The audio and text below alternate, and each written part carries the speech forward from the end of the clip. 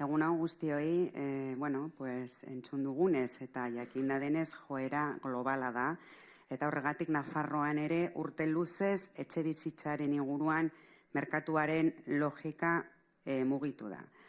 Etxe bizitza eskubide bat izan beharrean, gero eta gehiago negozioa bihurtu da inbertsio eta espekulazio tresna. Dakizuenez, 2015an aldaketa politikoa eman zen Nafarroan, eta onartu behar dugu ordutik hainbat aurrerapenak eman direla baita etxebizitza politiketan ere.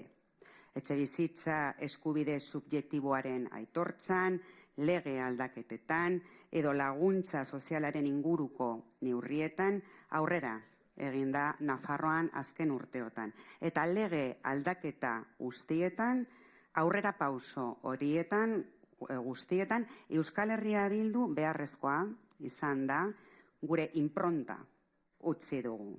Hala ere, urte hauetan guztietan askotan errepikatzen dugun moduan, egindakoa ez da nahikoa anbizio gehiago behar da, salto bat eman behar da, eman den aldaketarik benetako eraldaketara etxebizitza politiketan. Ezin da etxebizitza eskubidea hitzetan, paperetan aitortu, eta gero aurrekontuen 2% eskaz etxebizitza politiketan bideratu.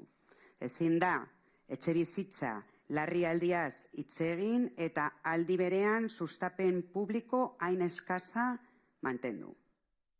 Ezin da espekulazioaren aurkako diskurtsoa egin, eta gero administrazioak baliabide nahikorik ez jartzea.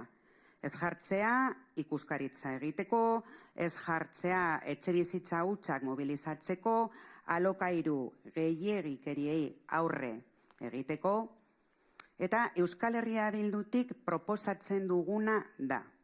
Erronkaren tamainako erantzunak, paradigma aldaketa bat azken finean, etxebizitza merkatuaren logikatik atera eta benetan eskubide gisa ulertzeko.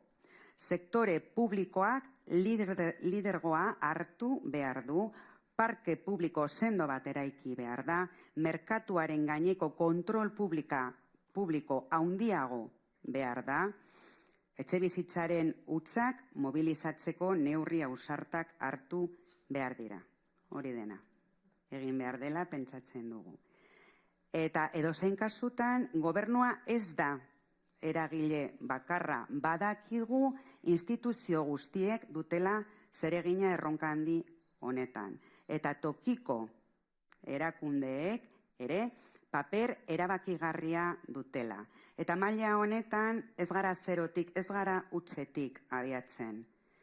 Iruñan gobernura heldu ginenean lehen neurrietako bat etxebizitza plana adostea zen. Eta plan horrek alokairu sozialaren aldeko apustua egiten du. Gazteen emantzipaziorako baliabideak planteatzen du. Etxebizitza hutzen mobilizazioa sustatzen du. Auzoen birgaitzea etxebizitzaren erdigunean jartzen du plan horrek. Izan ere, Iruñan, Euskal Herriko hiriburu zaharrean hitzetatik ekintzetara pasagara. Eta ikuspegi hori bera lantzen ari gara ere Nafarroako Udal eta Kontsejuen Federazioan. Dakizuenez, Euskal Herria Bildu lehen indar municipalista izanik Nafarroa garaian federazioko lehendakaritza daukagu eta hortik ere argi utzi dugu etxebizitza lehentasun politiko nagusietako bat dela tokiko erakundeen eta municipalismoaren papera aldarrikatuz. Horregatik, etxebizitza hutsen gaineko zerga modu orokortuan sortzeko lan egiten ari gara Nafarroan. Eta despopulazioari aurre egiteko neurri zehatzak definitu dira etxebizitza arloan tokiko entitateen parte hartzearen bidez.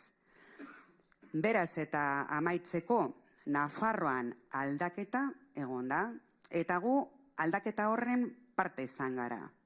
Baina urte hauetan guztietan esan dugun bezala aldaketa hori ez da nahikoa izan, salto bat egin behar da, etxe bizitza politika ausartagoak, ambizio handiagoa behar da, eta paradigma berri horretarako Nafarroan ere Euskal Herria Bildu bermea izango da. Horregatik, ostiral honetan bertan, Nafarroarako etxe bizitza politikarako dekalogo bat aurkeztuko dugu, paradigma aldaketa hori gauzatzeko 10 neurri nagusirekin. Aldaketatik eraldaketara pasatzeko proposamen zehatzarekin. Y para concluir, decir, pues sí, que en Navarra se produjo el tan ansiado cambio y que Euskal Herria Bildu ha sido parte imprescindible de ese cambio, pero como ya hemos venido repitiendo todos estos últimos años, lo que se ha hecho no es suficiente y hay que dar un salto. Hacen falta políticas de vivienda más valientes, hace falta más ambición y para ese nuevo paradigma, también en Nafarroa, Euskal Herria Bildu va a ser la garantía.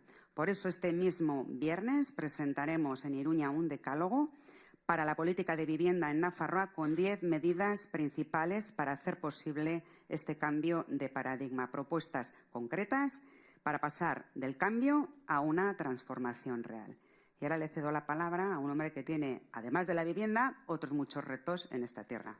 Pello Txandian hori.